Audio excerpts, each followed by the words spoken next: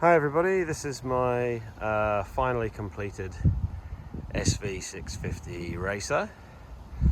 I've finally had it painted and most of the work is done, although obviously the work is never done. There's still more bits and pieces to do, but I thought I'd give you a quick walk around and show you what I've actually done to it and explain a little bit about some of the work that's been done.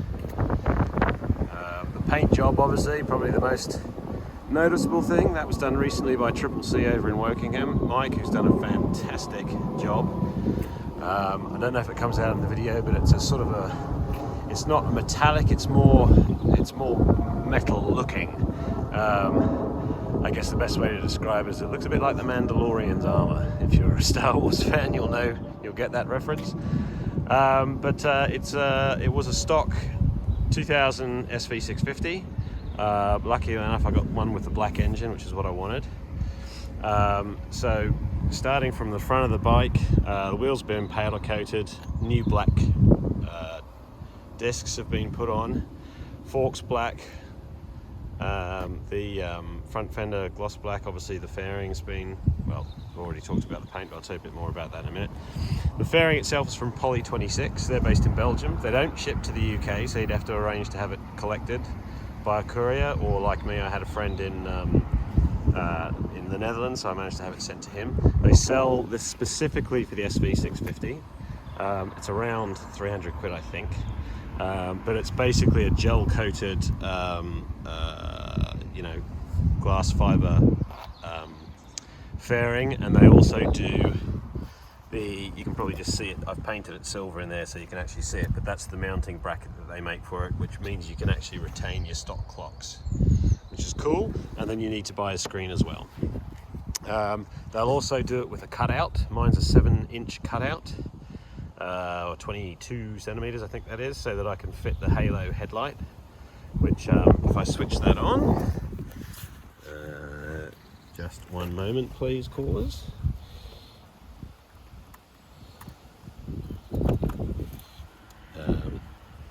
So you can see the halo headlight looks pretty cool. And then it does obviously have full beam, and it does have, if I can reach, you probably can't see it, but there is a high beam there too. So that's pretty groovy. So yep, that's the fairing. The indicators I've actually mounted down here on the bottom of the radiator.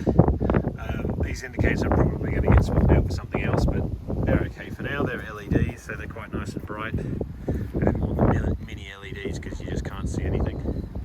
Bar and mirrors. Then up front, the forks have all been repainted, stripped down and repainted. The top clamp, sorry.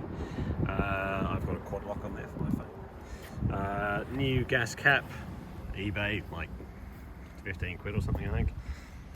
The seat and the rear pad, I had the rear pad made up. The seat was recovered. Both were done by Trim Mania in Wokingham. They've done a great job on that. The exhaust, I went for a twin setup this time. The headers are actually from Delkovich in the UK. I think they were about 250, 300 quid thereabouts. And then the silencers are just kind of universal cone-shaped silencers from eBay. They're about 60 quid each, so easy enough to replace if they go bad. I've actually got some sort of honeycomb packing in here, like a catalytic converter in there. And in the end, I've got some universal baffles that I've adjusted, so it's kind of sounds good, but it's not too crazy loud.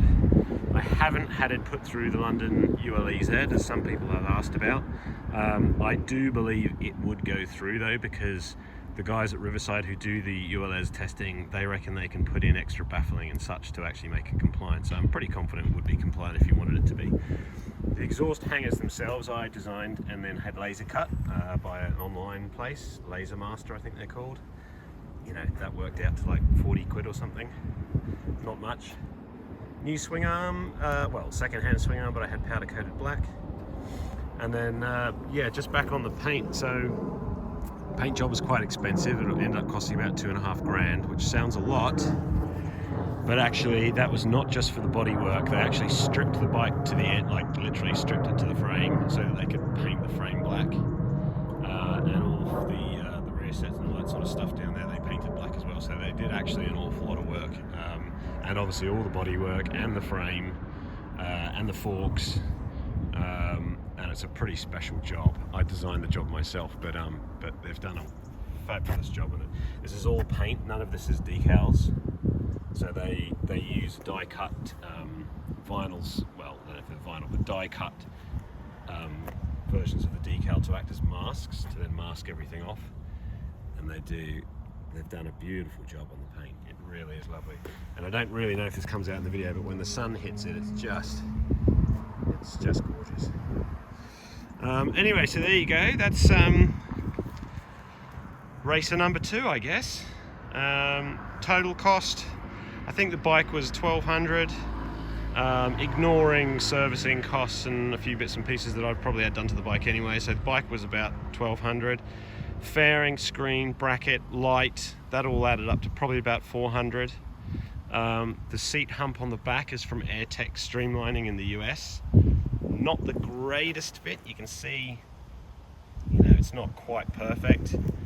Around the back here, it's a bit higher on one side than the other. I'm quite fussy about that sort of thing, but it's unfortunately all that's available really for this shape. And I wanted this shape because it kind of just follows the bike. I did it on my previous racer as well, but it just follows the line better than you can get other ones, but they're quite flat, and I didn't like that. So yeah, oh, and a tail tidy. I think it was, I don't know, Pyramid Plastics or one of those companies. I can't remember which one exactly it was. LED lights on the back there again.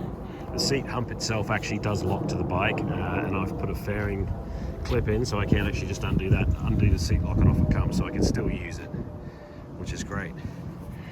And then last but not least, I guess we need to hear how it sounds, because it sounds pretty damn good. So let me just fire her up for you.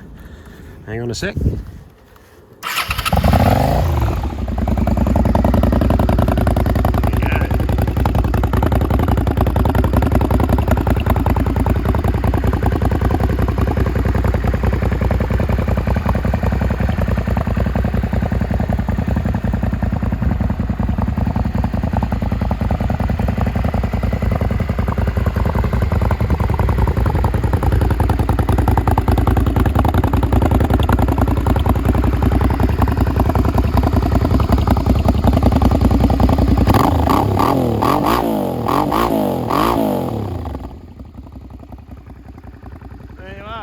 Cafe racer number 2. My wife has already nicknamed it Mando. If you know, you know.